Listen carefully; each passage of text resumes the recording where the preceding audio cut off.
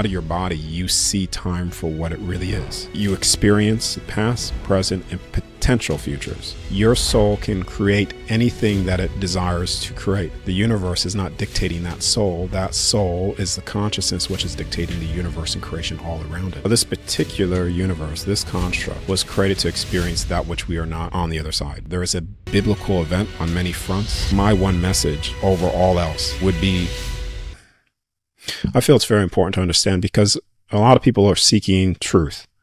They're seeking a truth. And just like your soul has a spark that will create things within your life, the same with truth. There's a foundation to truth. And that's what a lot of people are seeking. And through all of this, you could say the number one truth is returning back to your home again, to remember that. Because that's your divinity of where you've come from, where you will always return back to.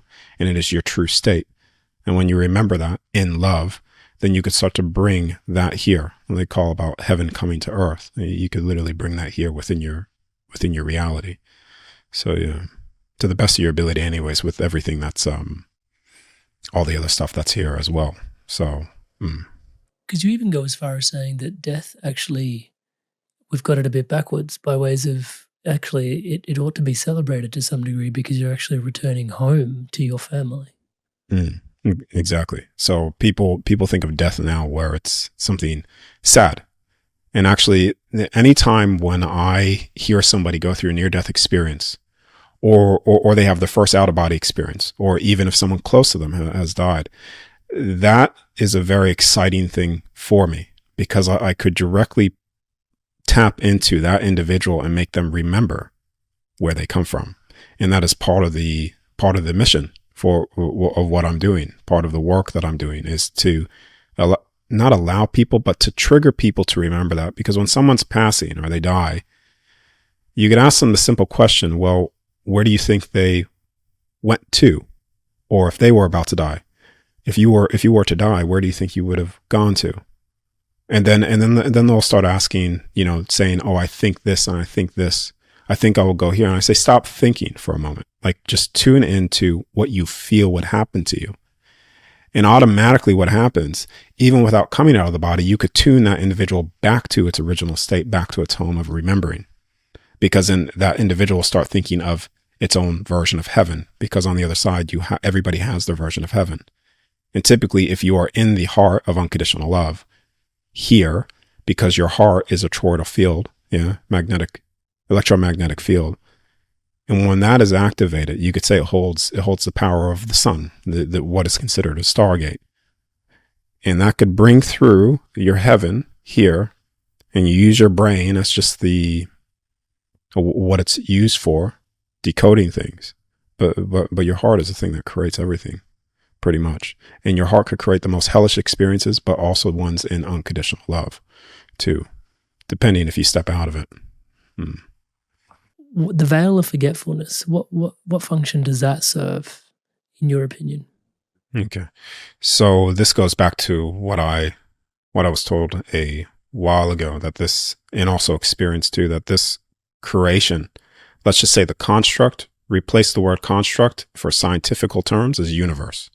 So this particular universe, this construct, was created to experience that which we are not on the other side.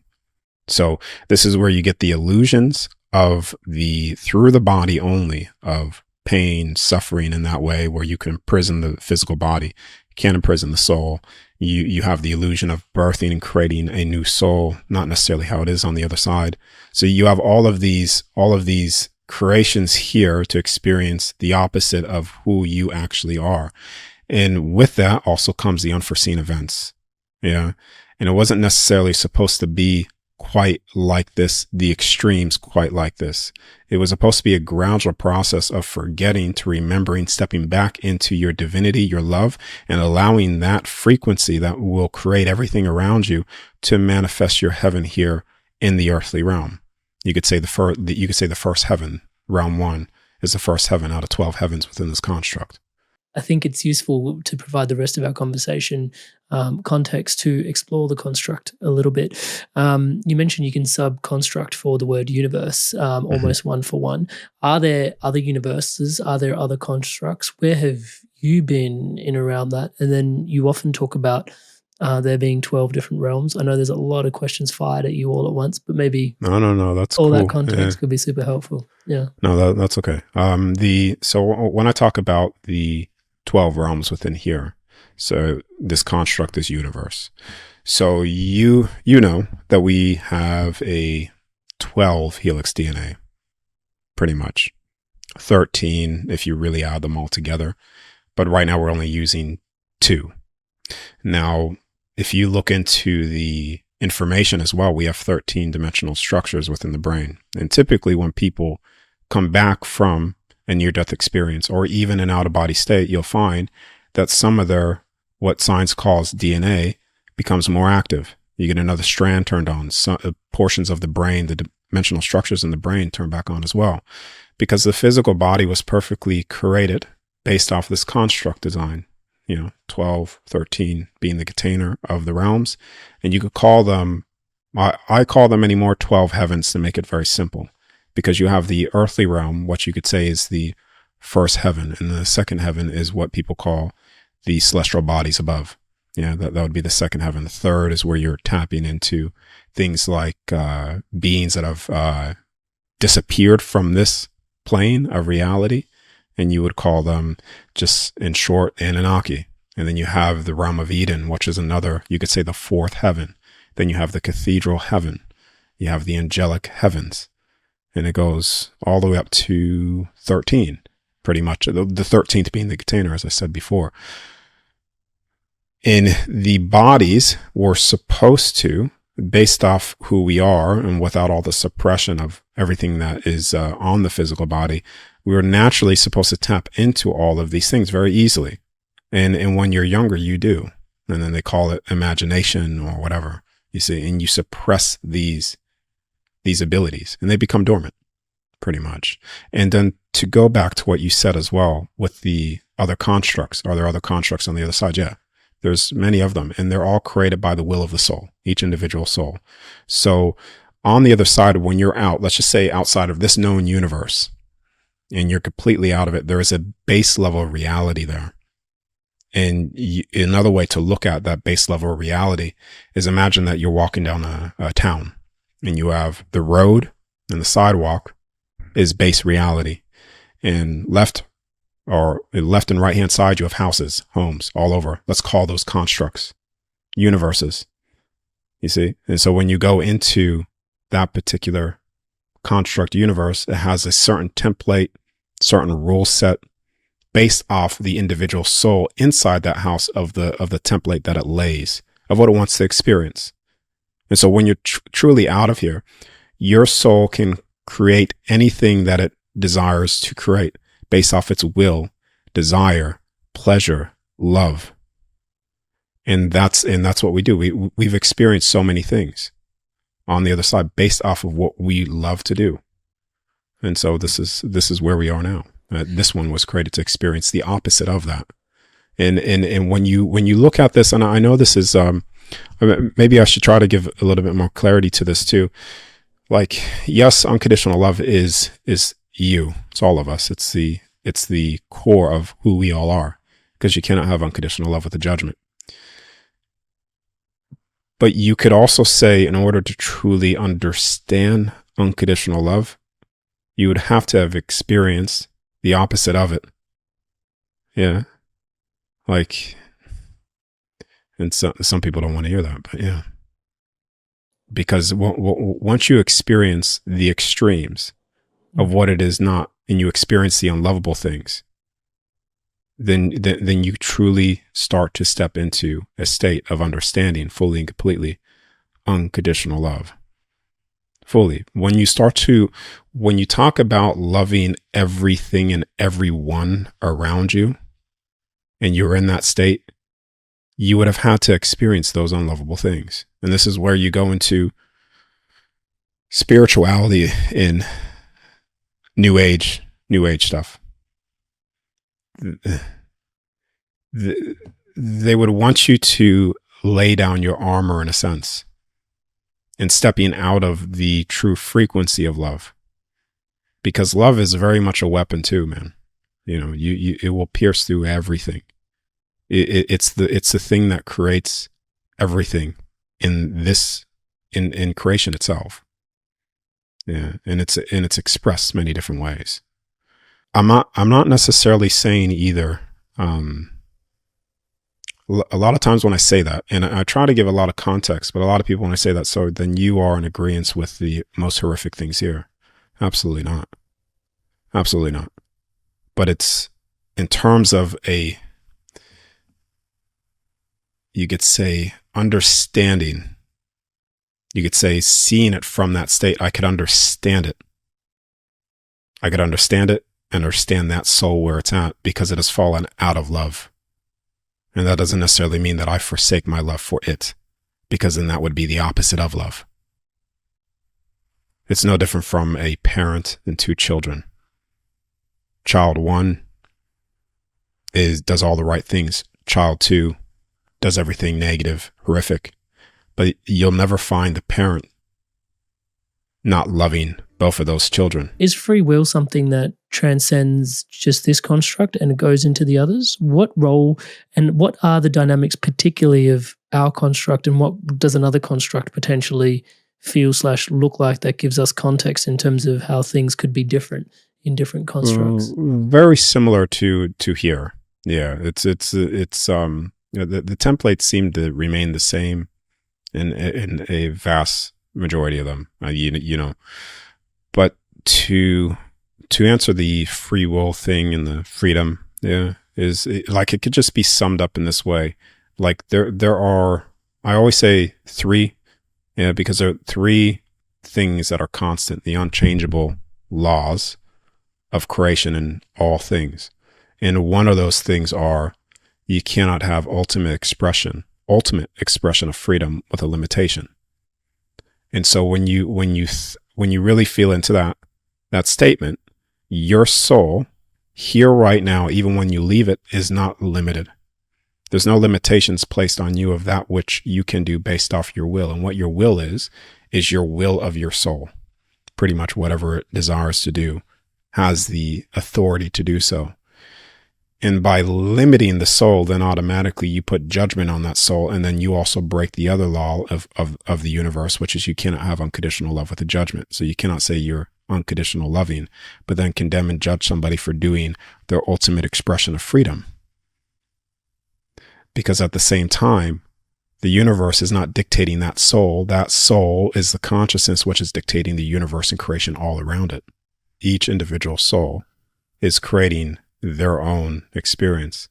Me and you right now could be in the same room having the same exact experience, but we will experience it two different ways based off the consciousness of where we are. Yeah, I mean, you take a toy away from a child, the child's going to have a breakdown. You take it away, that same toy away from an adult, it's not really going to care. So that's the same experience experienced in two different ways based off the consciousness of that individual. Talking about experiences being experienced a different way, I think there's a question for present, and maybe you can answer that, is like, when you're traveling through having these out-of-body experiences, and I think there's probably more space where I should be asking more questions about the actual experiences and what they feel like.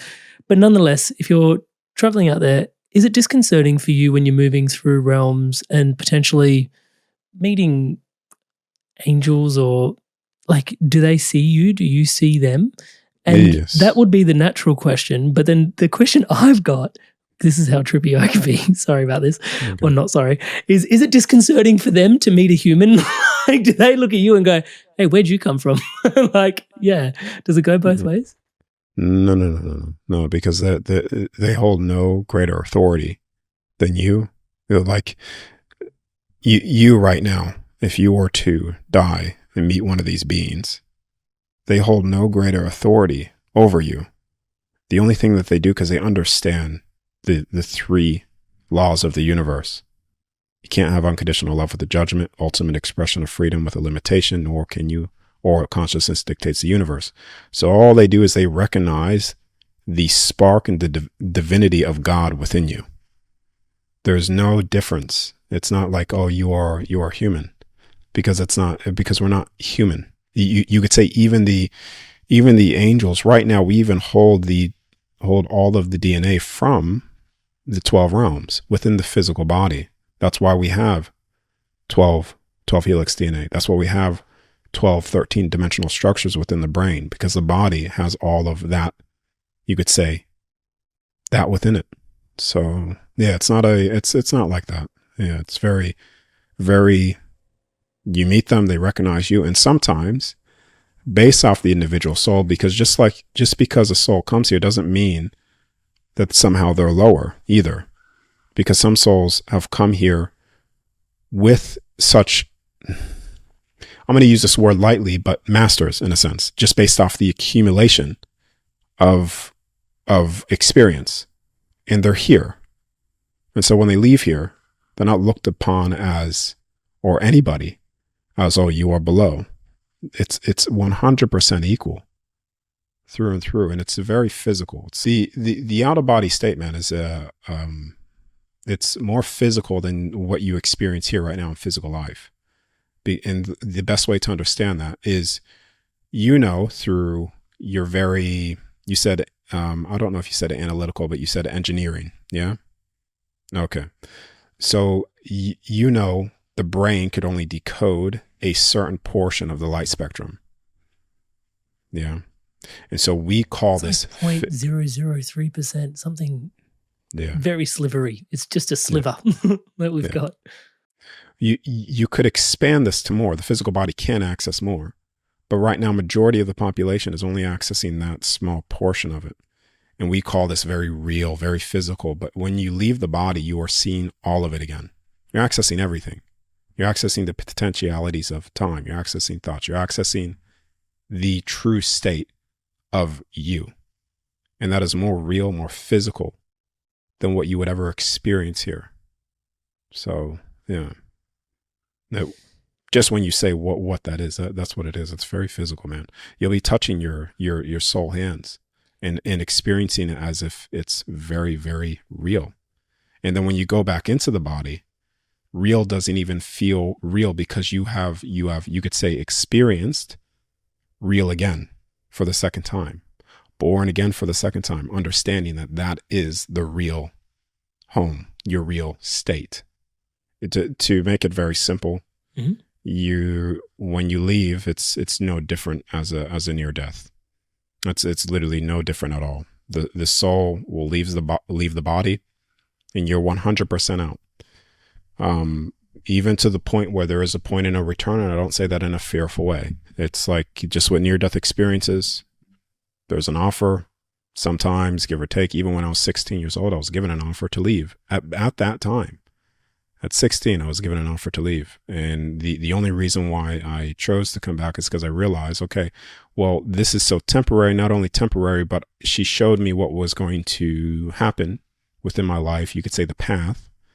And that's pretty much what I'm doing now. So no difference at all there. And even so much so, there was a near-death experience person that I was working with closely. His name is David, and everybody could look up that there's a part 1 with him and a part 2, and he's had near-death experiences. He's had a heart issue, heart completely stopped, died. He's done the out-of-body state, and he has confirmed as well. So it's not just coming from what I say, believe me, but that there's no difference. And he actually even said in his testimonial that he actually had more clarity in the out-of-body state because he was doing it of his own volition, his own will, versus just, near death. And then I coined the phrase. I was like, okay, well, that actually makes sense, because when you have a near-death experience, what you're doing is, it's like, even though it's the same thing, but follow me through on this, because I think it will make a lot of sense. Please. But when you're having a near-death experience, it's almost as if you are on a plane to go skydiving, and you are not told that you're going to be pushed out of the plane. You're giving no briefing, no map, nothing. And then you're in the plane to skydive and you have no idea. And all of a sudden someone pushes you out and you're just free falling, panicking, freaking out. As the controlled out of body state, you are briefed. Okay, your body's going to shut down. It is going to feel like you're dying temporarily. Your soul's going to leave. This is what you're going to feel.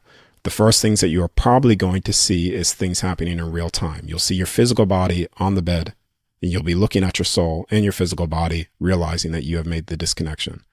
Don't fear, don't panic, because you temporarily have this connection to the physical body that will start exciting the cells, pull you back in.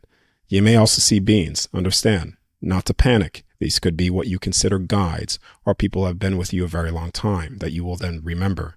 You could access your soul records. You could see the entirety of this construct even outside of it as well. You could do self-testings.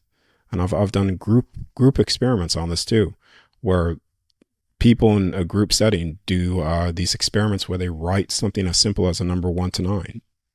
They put it on the table, come out of the body, bam, okay, I got the number. And then, to get the confirmation in just the real-time accuracy, okay, I'm actually seeing this. How could I possibly have seen that and been so accurate if it's not true? Even this has gone as far as even Kelly, because I really want to try to promote the people that are also doing this work as well.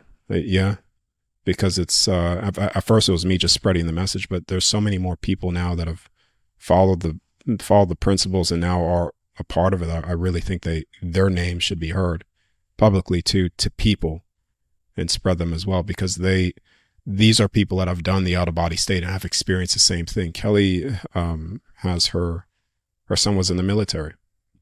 She's another one. She comes out of her body and then she projects herself to her son, being able to see exactly where he's at, see what he's thinking. And so there's quite a movement for the betterment of humanity, man, that I think people are totally unaware of still. And I think that this will create such a flame that it becomes unstoppable very, very, very soon. And to me, that gives me nothing but joy about it, because that's sort of what the vision that I had of just, here are the tools, here are the principles. Like, please just share that message of the other side, because that's what wakes people up truly and completely. It wakes them back up to their home, and it wakes them back up to who they are. The confusion stops, the fear stops, and the fear's a big one. There's 3 different thoughts pummeling me in the head right now. One of them is there's surely some people that are tuning in that are like disbelieving that this actually happens. There is another whole nother train of thought, which is some people are like, oh, this must be really entertaining that you're doing this. And the third train of thought, which is the one that I want to honor, is the one that is, this seems extremely important to you at this particular moment in time, especially to be shared with, to share with the world. Why is this so important? Well, it's important because it wakes people up to their true selves again, their divinity, their home. So a lot of people are in a lot of confusion of false things, lies, deceptions that have been told to them their entire life. And there's a difference between me saying, okay, that's not necessarily true, but here's the path. This is the truth right here. And here, I'll show you. This is the difference of what truth is and what truth is not. And you could say that, but then the message isn't really ever heard. It always has pushback. So the best way to do it is show somebody, okay, I don't have to speak of it that much, but just trust me on this. Leave the body and you will see it yourself. And it will be undeniable to you that your soul, who you are, lives on forever. You will remember your true state, your divinity, your home, and you will start to bring that here. You'll start walking that path in accordance of the path that you would be walking on the other side, of doing things in integrity, doing things in love. Part of my responsibility as a podcast host wants to ask, is it safe to leave your body? Are there certain things that you need to be mindful of and all those sorts of things? Yeah. Yeah. So it's safe. It's safe to leave your body.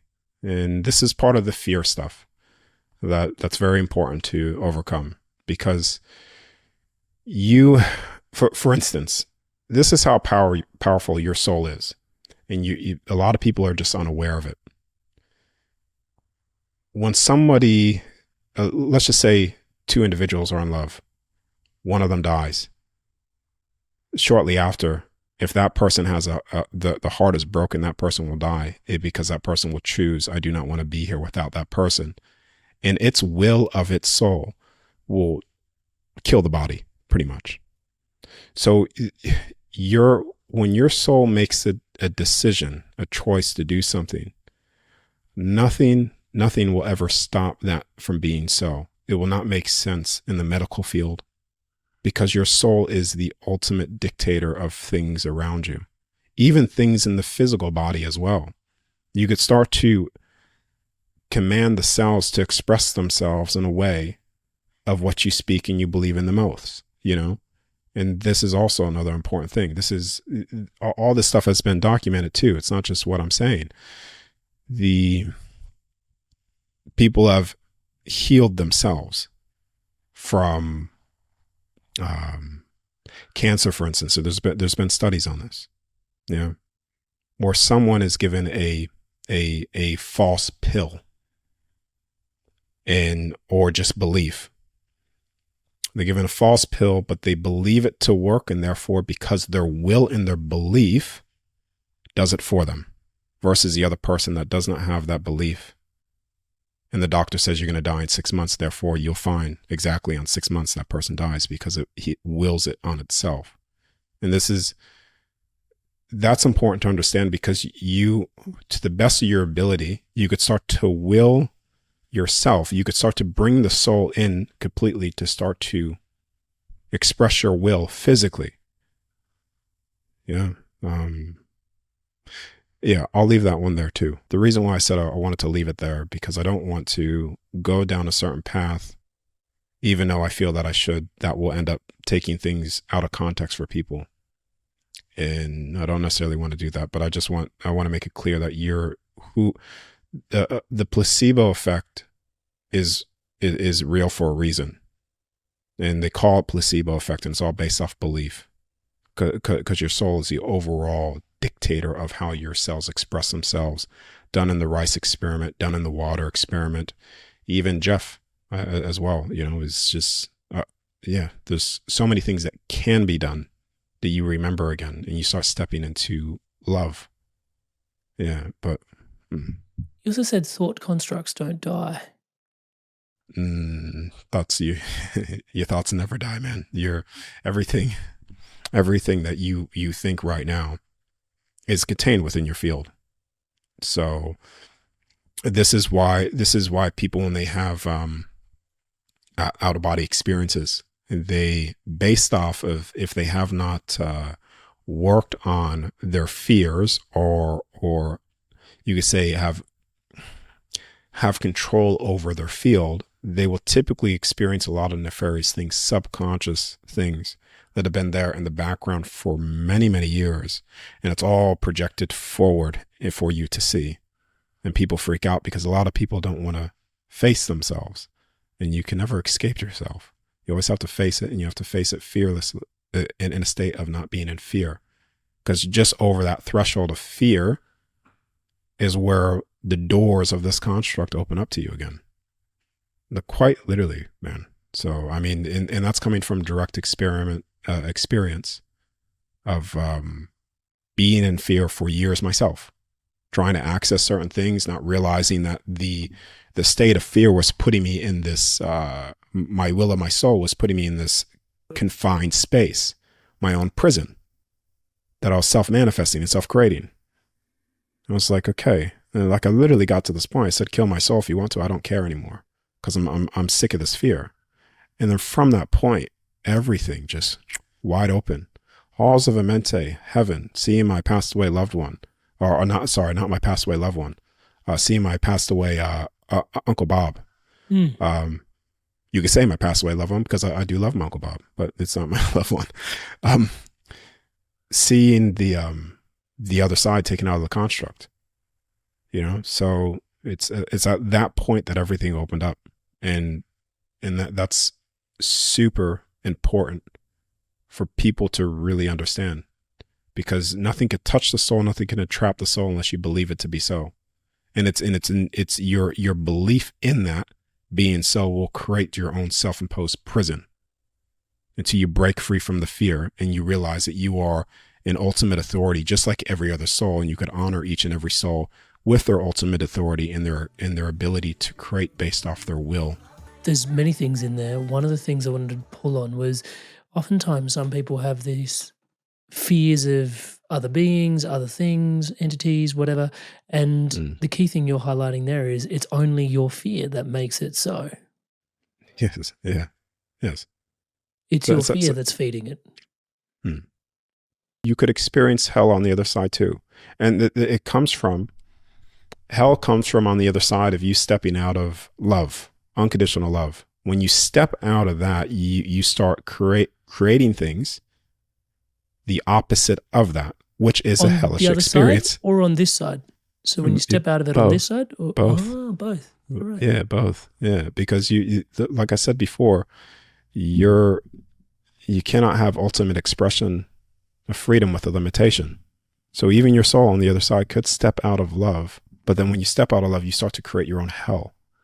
And this is where even when you get the near-death experience people too, based off their beliefs sometimes, based off their fear, it's fear. Like fear if they were brought up in Christianity and like you're going to go to hell forever if you do this. And based off of that as well, they temporarily experience their own prisons that I was talking about based off of fear until they say, I've had enough, I'm done with this. Or they reach out, and then when they break past the fear, then they pierce through, you could say, the ultimate veil of fear, and then they access all things again. So even them are experiencing their own temporary hell based off of fear, because fear is also, you could say, the opposite of love. When you step out of love, then you start fearing things as well. You start acting in greed. What is the abyss? A lot of people think the abyss is like, you get cast down into the abyss. The abyss is when the soul starts acting in a place outside of love and greed, because greed is an endless abyss that your soul then will experience. That's what the abyss is in that way, that context. So you could always step out of these things. It does. Okay. But the part that I lost traction with was I thought the other side was completely unconditional love. Yeah.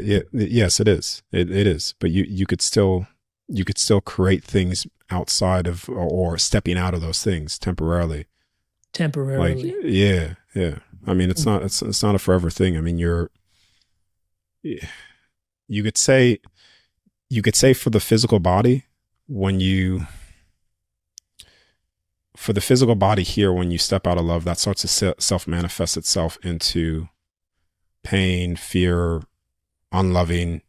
And so the body will start to express that as well. And stress in and of itself even kills the body too. Proven. And if you're in a state of love, it does not.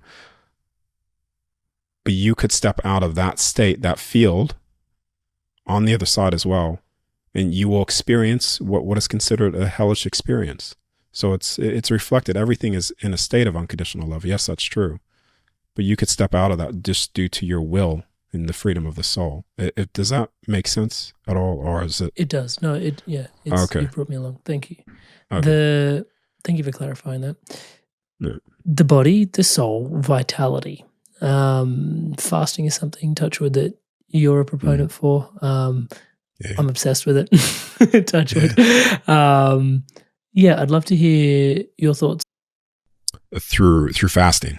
Through whatever. I mean, you're always very soul connected. It's more of like you're just, you remember again. And that very remembrance is a way as well. You could say that is the way of truly the straightest arrow of getting there. Because as soon as you realize that and realize the other side, your true state, then you pretty much questioning and waking up to everything at that point. Now there's other things. You could say there's fasting, but fasting can do it, but that's more of cleaning the body and trying to bring the body back to its state of the motor and everything working properly. But if one truly desires to fully, you could say, awaken, is remembering the other side, remembering your home, because you don't come from here. I don't come from here. No one comes from here. They come from somewhere else. And so when you just wake up to that, I think that is the quickest way, the most direct path to truly waking up. If that answers your question. It does. What are some of the social connotations of us not feeling like we're home? Is that where consumerism, in your opinion, kind of comes from a little bit as well? That we're trying to plug a hole that actually can't be plugged on this side? Well, the state is so the reason why I say that is because right now your body is in a state of it's going to die, it's decaying. So you don't experience that when you are in your soul. So here you experience all the decay, the death of the body, maintenance. Like when I say home, that's stepping back into, you could say, abundance, being infinite. Like nothing is like it is here in that way of death of things. It's life of things constantly. We leave here, we go home, we choose to reincarnate. And is that what's going on with that? Like, why do we consistently choose to come back and have this particular experience if we've had it once before? Is it we want to hang out with different soul pods? Do we have soul family? Like, what's going on with the whole reincarnation thing, in your opinion? Well, so some people don't. Yeah. So it's not like this is where you go into the karma thing, and you're forced to reincarnate and soul trap and all that stuff. No one's forced to come back here. So, based off of all of the things that I've accessed, as well, I wasn't here many times myself, and many people haven't been here many times, so, when you go over like out as well, let's just say the incarnation doesn't exist on the other side in the way that it's experienced here. We incarnate here, we forget, we go through, you could say we forget our home, etc. But when you're there, when you step into, let's just say, another universe, another construct, you're stepping into that with your soul in full remembrance of everything. And so, yeah, and this is why I stated before what I was told. I bring it up a lot. This was the universe, the construct that was created to experience that which we're not, the only one of its kind in that way.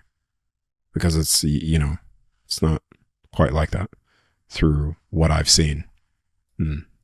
So, in your interpretation, the word Maya and what you understand of it potentially.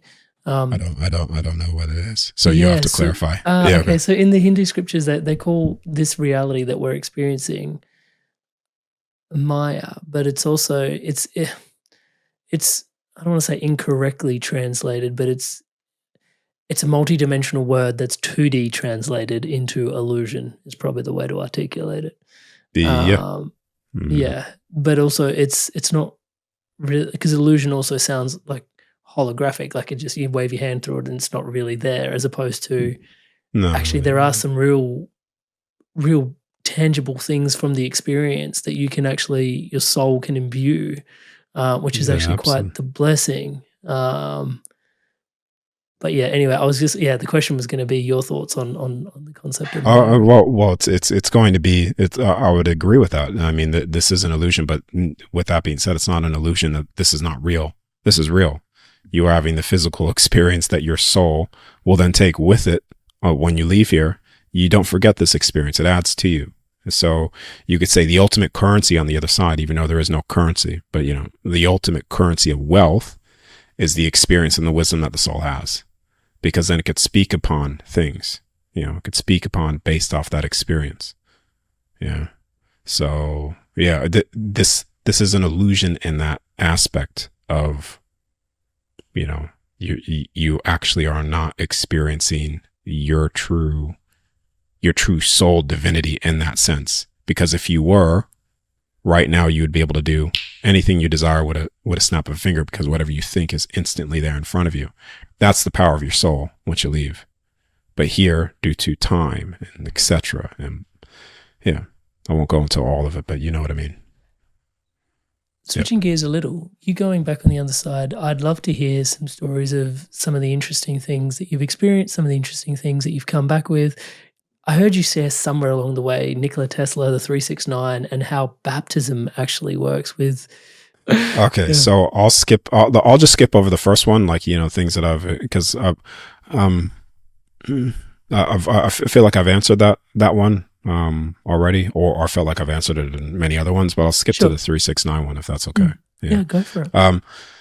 So the 369 stuff is stuff that I've accessed within the halls of Amenti. So that's a place that I've been many times. It's actually the most frequent places that I go to out of my body, and that's where. So they have.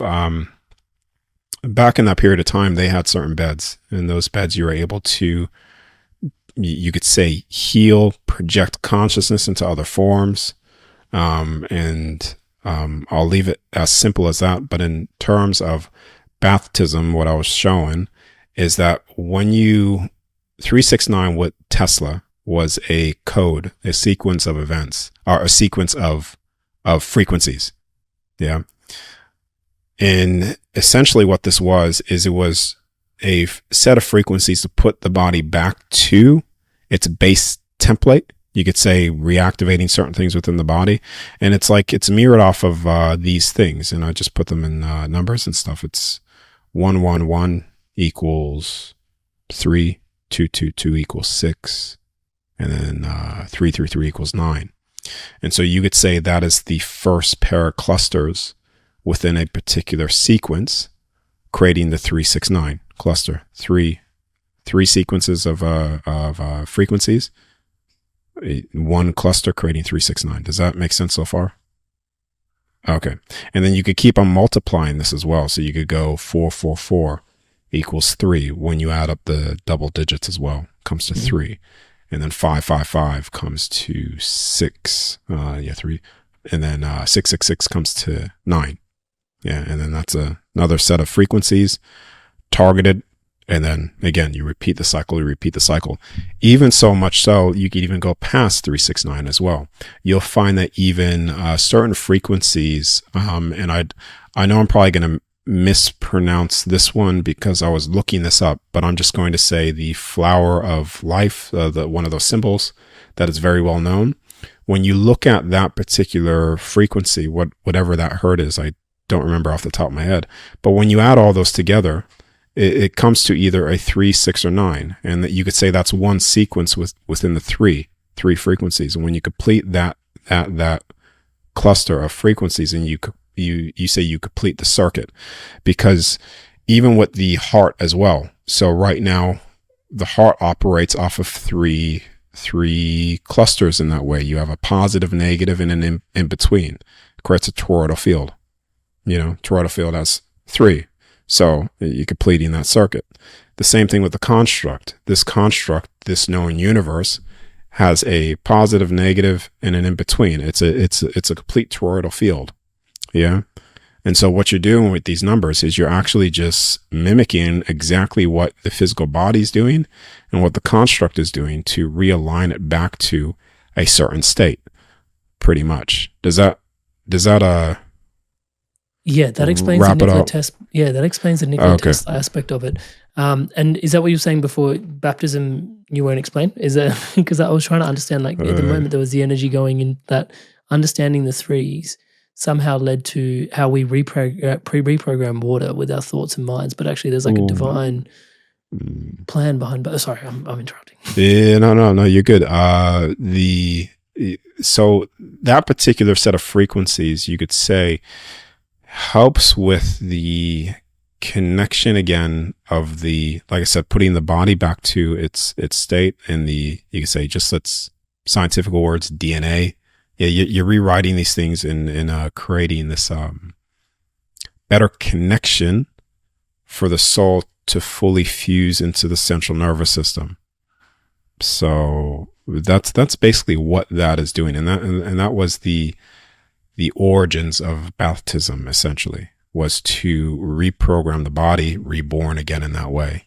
And you can say even cleaning your sins, if that's what biblically they say, yeah, because you would be what is a sin? A sin is in essence, a sin is doing things out of love, but it's also doing things against yourself that will harm you and harm others. That's so you're basically ridding the body of sin, which is ridding the body of pain, disease, etc., etc. Because all those, even disease, is a sin on the body, if that makes sense. If that, yeah, okay. I'm not religious, by the way, but I'm just, I think that's the, I think it's the best word to use in context to baptism or baptism. Yeah. So it's, yeah. Even when you look at the will and belief of the soul too, you don't necessarily even need, if the soul's in a certain state of mind, state of frequency here, you don't even need those numbers per se, because your soul, your body is the ultimate piece of technology that if you were to speak to it and command it, your cells will start to express themselves in that way. It's no different from when you're in a certain environment. If people are in a certain environment, it's actually proven that your cells start to express themselves in the environment that you're in. Yeah. So when you change the environment that you're in and you also start speaking with intention, your cells will start to express themselves in that way. Pretty much. And I've stated this in the beginning with water and stuff. You could literally speak through water. Love, I hate you, many different words, and the water will start to take on the shape and start to make crystals, if you freeze it, of that which you spoke to it. Now, if your words could do that to water, what would make you think that it cannot be done to your body? What would make you think that you can't do that to your cells? If you could speak to water and say, I love you, and the water changes, what would make you think that doing that to yourself wouldn't have the same effect? What would make you think that even the way you feel, truly feel, wouldn't have that same effect? What would make you think that your environment of where you're at wouldn't have that effect on you? And so this has been so well understood inside of the systems. And so they do this through music, playing certain frequencies through music. Unconsciously, people listening to certain things, doing certain things, unaware of that which they're not knowing that which they're doing to themselves. Because as I said before, if you could do that to water, you could do that to yourself. And if you could just truly believe in that and understand that fully and completely, then I'll leave it there. But yes, things will start to be done to you that you would classify as biblical events, in short. Leaning into remembering, was the human species at large potentially more aware of the types of conversations that you're having in yesteryear? Have we lost some of this information, or is this new information in your opinion? How does this all place? No. This is not new information. This was all very well understood back in time, back in the history of this place. How long ago are we talking? Like, since we've lost memory of such technologies, if you want to call it that, is it called it? Yeah. No, I get you. So I'm always very careful when I share this. So, I always tend to go on the farther end of this. But I'm going to go on the farther end because I've said this before, but just for this, I feel, just to go on the farther end of 2,000 years. Let's go 2,000 years was when people talk about the flood or the reset, or the galactic wars, or the wars of heaven, or the wars on earth, the earthly realm. All that was happening at the exact same time. Back in, you could say back in his history, his story, because it's, this information was known to everybody. So much so they understood so much of the nature of reality of this place and this construct that the very structures that they built were built off of that, built off the sun, the sun following this path. The sun actually follows a path of a infinity 8. Yeah. And it's 23.4 degrees to Tropic of Capricorn to Tropic of Cancer. And it follows that path. And this is how they were able to, all through the structures, all through the pyramids, you'll see that the sun is perfectly timed based off certain cycles and certain event. I call them event markers, the inevitabilities of this construct that will always happen regardless. Yeah.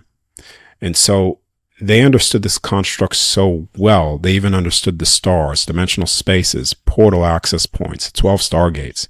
And they understood baptism, to where the water and the frequency that was being resonated within the structures themselves, you could say the earthly realm was experiencing heaven on earth. Yeah.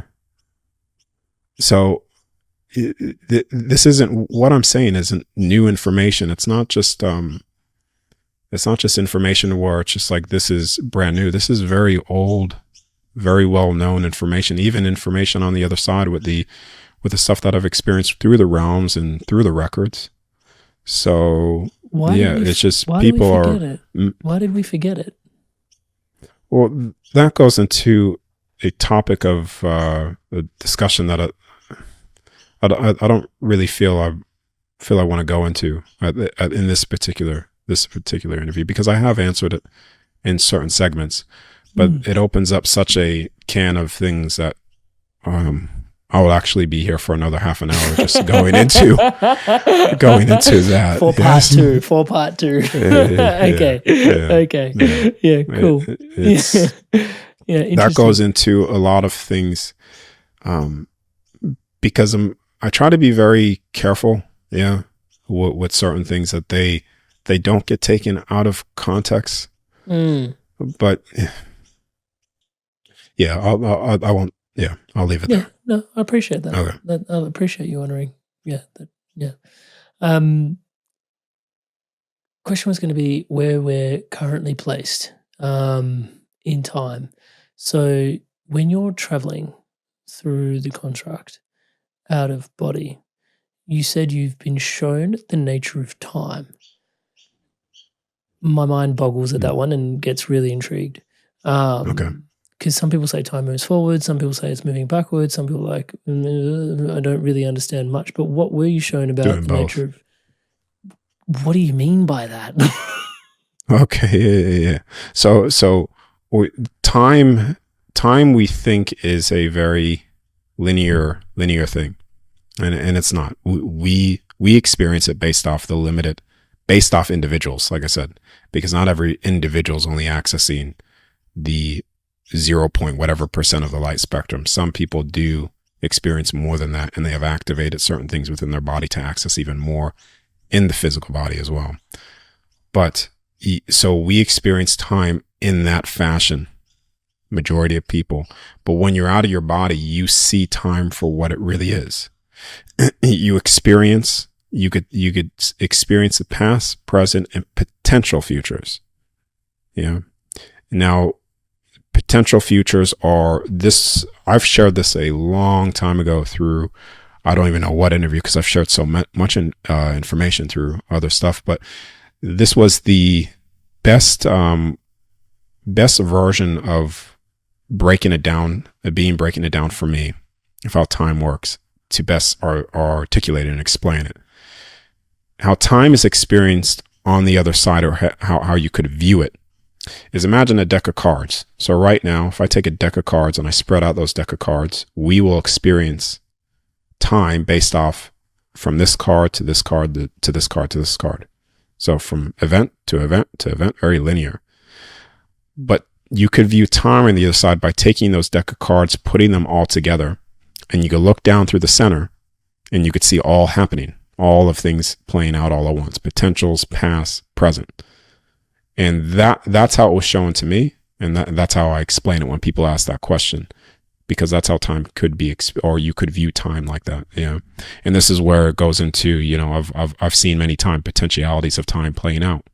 You know, and I've seen, okay, this is going to happen, and it happened, versus, you know, this is going to happen. It was slightly off, slightly different, because you're accessing a lot of potentials, and you could start to navigate with integrity of yourself, and also integrity for that information, of making sure that you are in that state of integrity when you do access those things as well. So how does does that make sense for you as the way that you sort of think of things? Okay. It does help. Yeah. It opens up another question around potentials, though. How do you access some potentials and leave behind others? Is it just where you're vibing at in terms of frequency, or what's going on there? Yeah. Okay. So when you access potentials, it's typically done through your own field. That's typically it. So, I mean, you could access world event potentials, and I have done that before. Some people even have done that, that are just doing the, practice of this. And they're like, oh yeah, I've seen this and I've seen that. And they were potentials, and it was very accurate.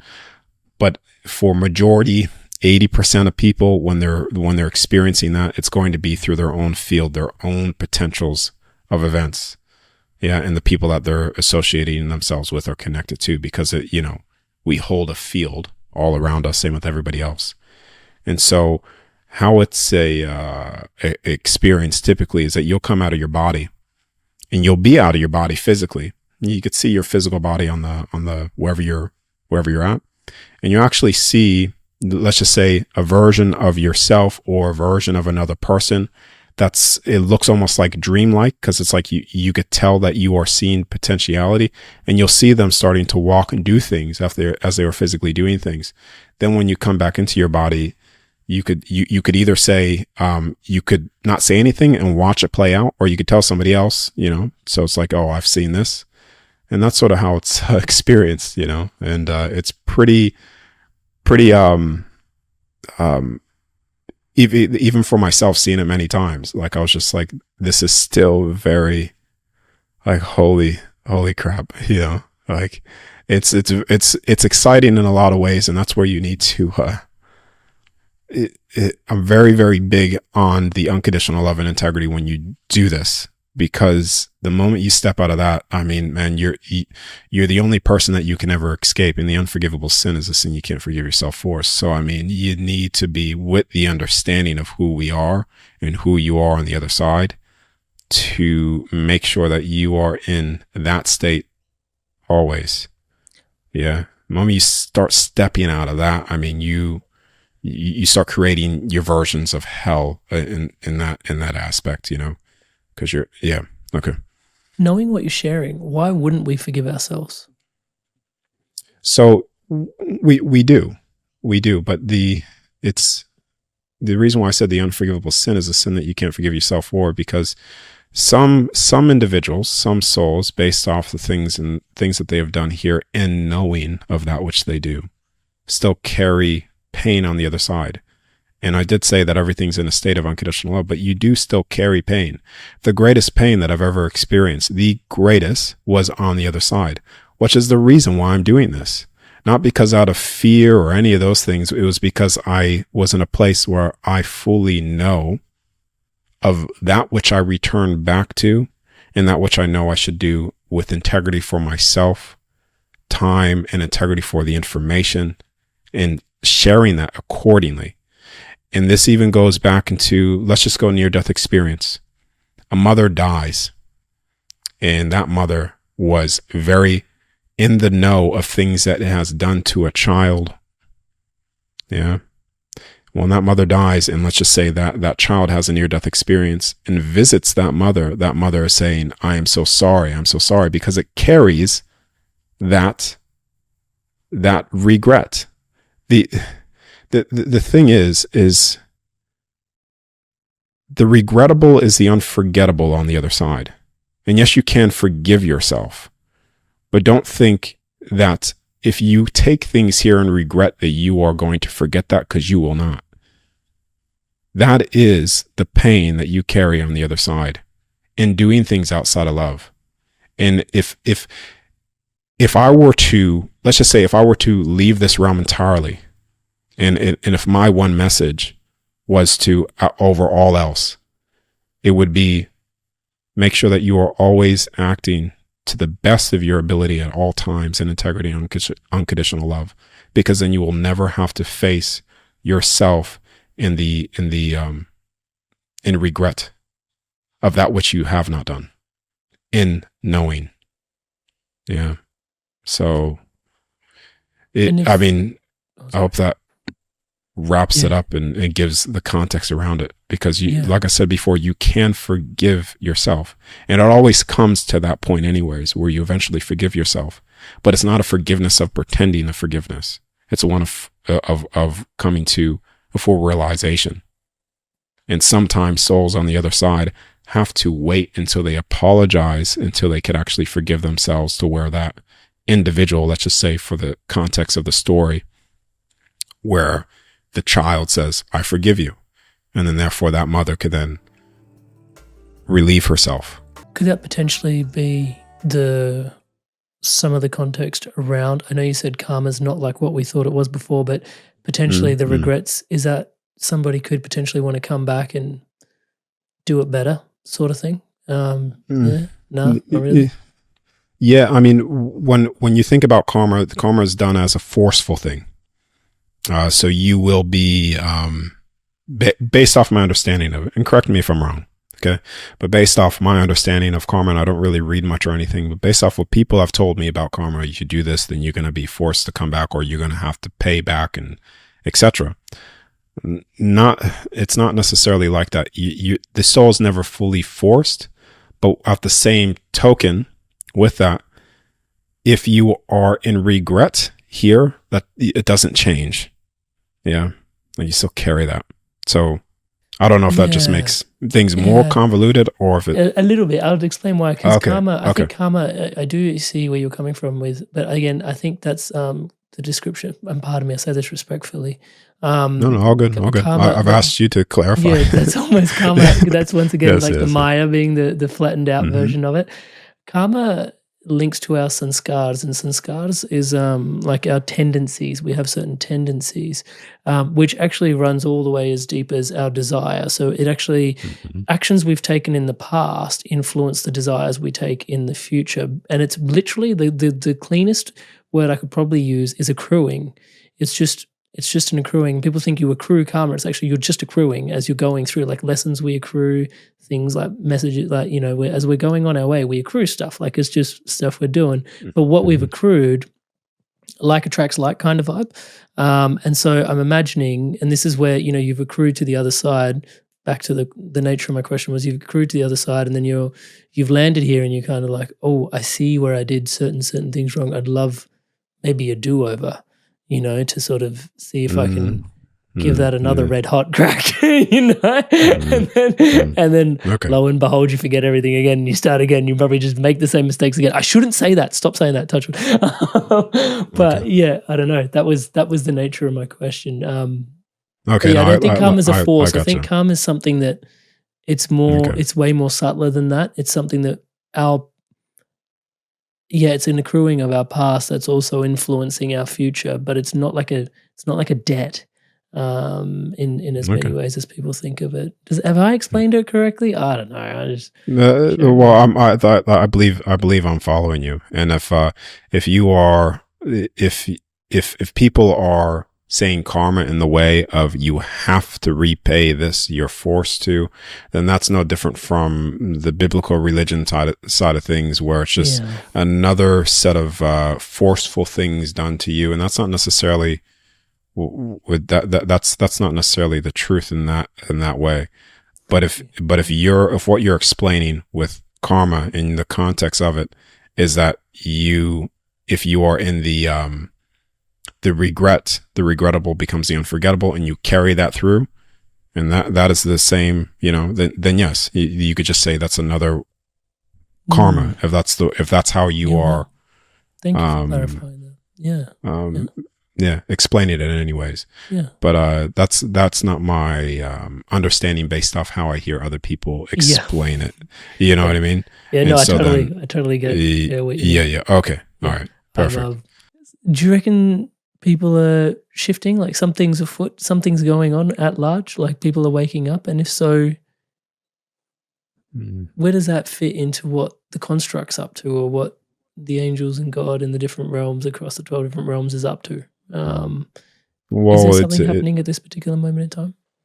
Yeah. And I know, like I said, I'm usually very light with this because I don't like to put people into hope and things like that, because I like to make it clear before I say what I say. None of what I'm about to say is a form of hope harvesting, or even putting somebody into a state of not doing something. Yeah, where like you hear something and you're like, okay, then I just do I'm nothing. Relieved. I can put my feet up. Yeah. So that needs to be really clearly understood and explained before I say what I'm going to say. But this whole thing does come to a state of completion and remembrance of everything again. And that goes into, you said before, are we in the process of souls waking up, and everybody's waking up, and everybody's waking up. Everybody is going to see it. Yeah. And so I've shared this before, you're already getting disclosure stuff. And sometimes I would just be like, not really going to speak about that yet. Sometimes I'll share it privately with people, etc., just because I'm very careful with how to not put people in that state. Yeah. But yeah, there's going to come a time, and I say this with absolute truth in myself, if people need me to, are religious or Catholic, I'll put my hand up, put it on the Bible. If you are, have other religion, whatever that is, then that's what I'll do with stating what I'm about to state, because it's, there's going to come a time where things are revealed to people, and when those things are revealed to people will be a biblical event on many fronts. You're looking at races in a sense of individuals, what people call ETs, but they're not even ETs. These are beings from even the out of body state, like your angels and things like that, where things are disclosed in that way for people. Some of the original bodies, you could say, in Antarctica. There's an Antarctic treaty for many different reasons, and also one of those reasons is also hiding a lot of the pyramids, structures, you could say, craft that are there, technology that are there, and all this at some point will be disclosed to the people. You're going to even see a lot of the control structures to control humanity also start to be exposed, and they have been being exposed little bits over time, but like that's just going to continue, because where humanity heads is complete freedom. You could say a heaven on earth again. And that is the final event marker of what I know that will happen and come true. There are many different variables and potentialities of time of navigating that, but I know that is the marker, that is the destination, and it doesn't matter what happens in between that hits. And when it hits, let me tell you, it's going to hit hard, because everybody's going to see it again. You're going to get disclosure on the information of technology that has been suppressed from people for so many years. There's free energy devices that are out there that have been buried inside the patent system. There's even technology that I've seen in my out-of-body state that they're actually using to this day that are still suppressed to the population that would make humanity's life so much more easier. You know, when you talk about replicators and stuff too, even though we haven't talked about that, but when you bring up that term too, understand this, they have the ability, and you could Google search this, they have the ability to clone an animal. They've done this already. And correct me if I'm wrong. You've seen that before? I've heard of this. Yeah. Great. Perfect. Okay. It's like decades old. It's like 10 years ago that's happened. Yeah.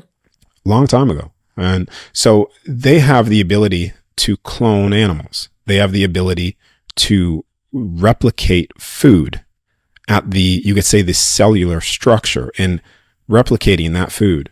And they have technology to make a true Garden of Eden on Earth.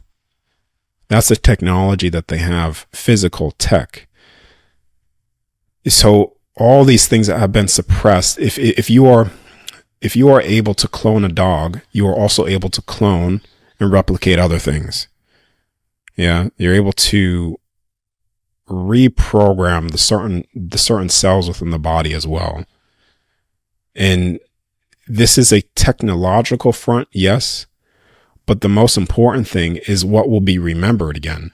And when we hit that state, is that your body is also that piece of technology.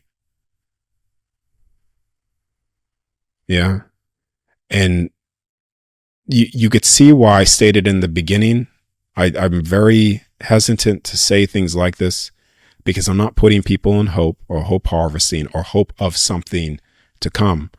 This is just, yeah.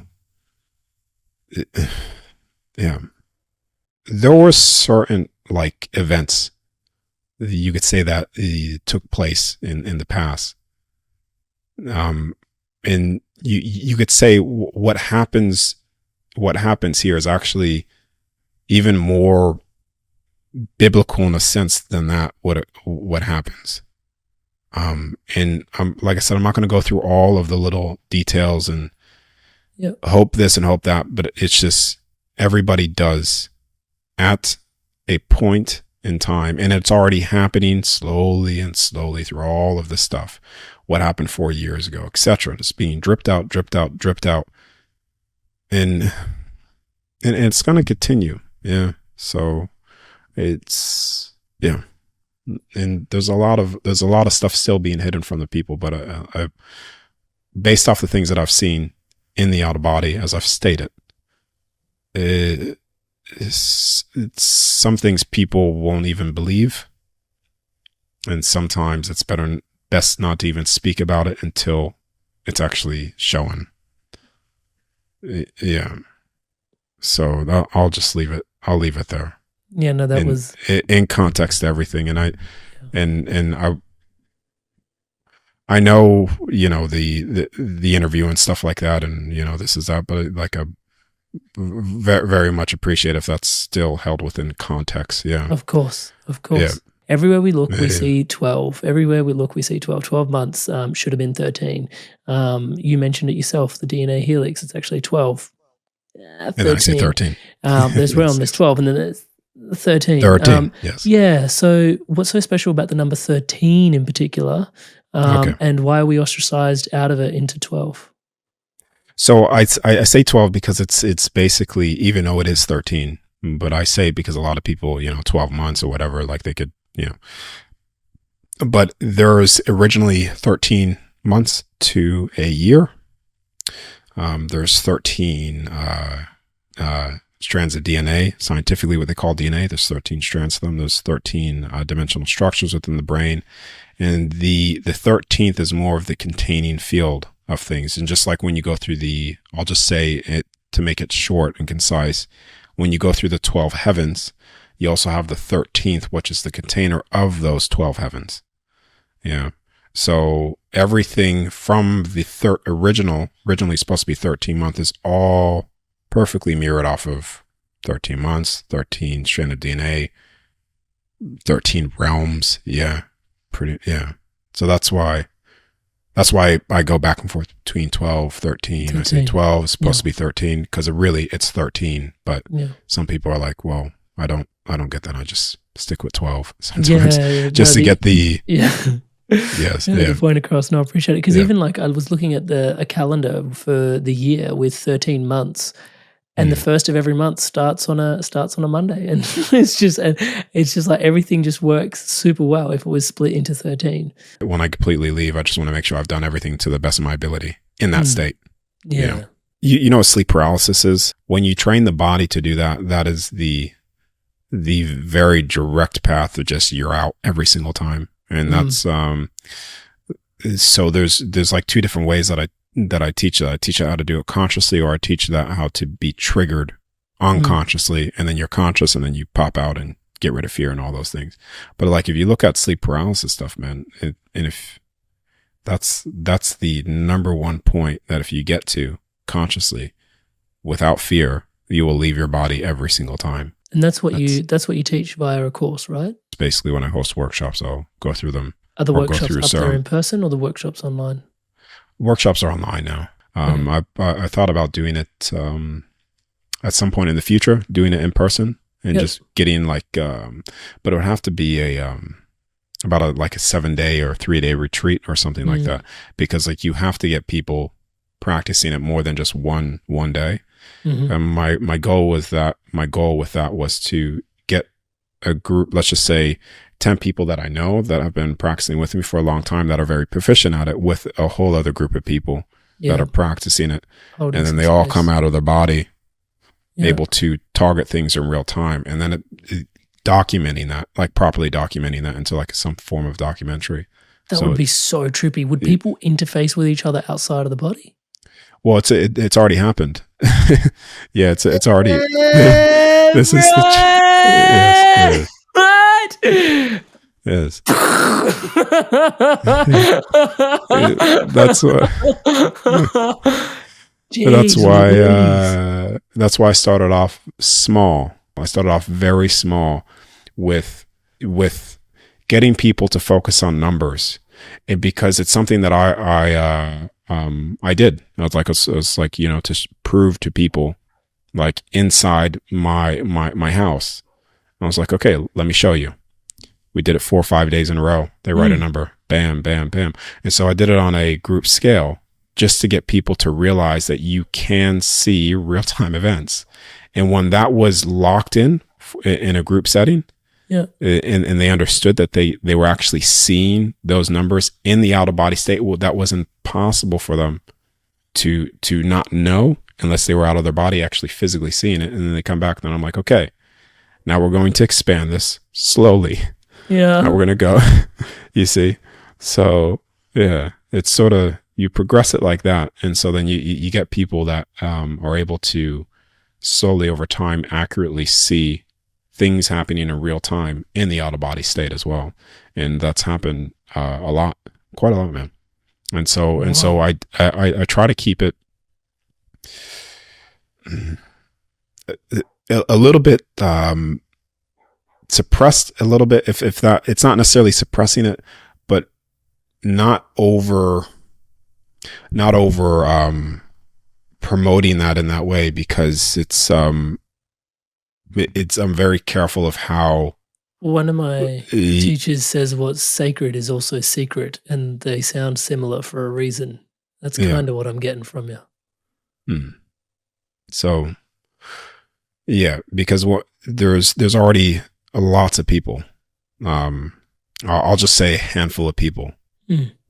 So it's pretty remarkable. And I think I did say that in the beginning too of our chat. I said, this is going to start a flame and a fire that will never be stopped.